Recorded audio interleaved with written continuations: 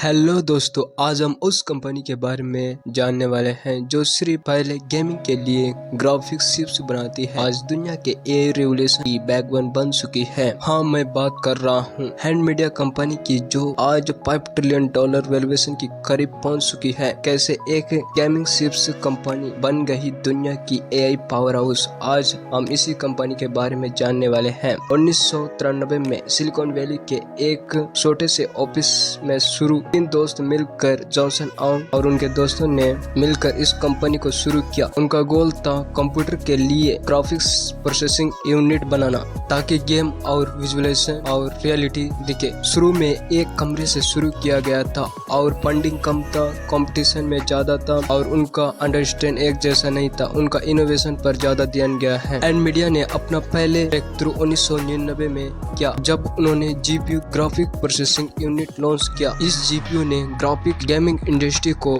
बदल कर रख दिया। कंपनी का नाम गेमिंग के लिए एक सिंबल बन गया। लेकिन 2010 के बाद उन्होंने एक फ्यूचर देखा कि एआई पर काम करने लगे, जैसे machine learning, self driving cars और फ्यूचर में जॉनसन ऑंग ने कहा, एआई एक सेक्टर नहीं, यह एक इंडस्ट्री रेवोल्यूशन है। और एनवीडिया ने इसी विजन के साथ अपना बिजनेस मॉडल पर काम शिफ्ट कर दिया। एनवीडिया का बिजनेस मॉडल अब सिर्फ गेमिंग नहीं रहा। आज उनके पास 4 मेजर रेवेन्यू सोर्स स्ट्रीम है। फर्स्ट, गेमिंग जीपीयू अब भी एक स्ट्रॉन्ग पिलर है। डाटा सेंटर चिप्स, यहाँ एक सबसे ज्यादा पैसा आता है। यहाँ चिप्स एआई ट्रेनिंग और क्लाउड कंप्यूटिंग के लिए यूज होता है। प्रोफेशनल विजुअलाइजेशन, आर्किटेक्चर और डिजाइनिंग के लिए automatic AI system, self driving cars. Industry के लिए 2024 के फाइनेंशियल का रिपोर्ट के अनुसार एनवीडिया का टोटल रेवेन्यू था 60 बिलियन प्लस और net profit annual 25 billion plus. Company का ग्रेट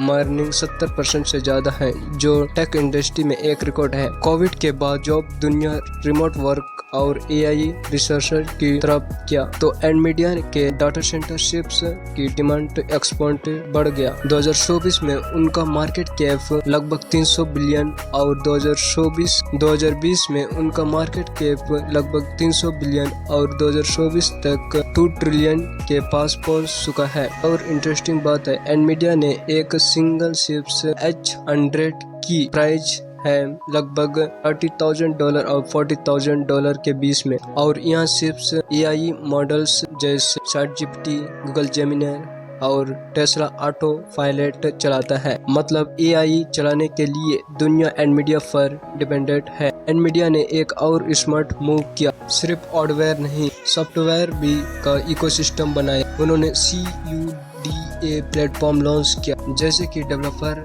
अपना एआई और कंप्यूटिंग मॉडल एनवीडिया जीपीयू के लिए ऑप्टिमाइजेशन कर सके।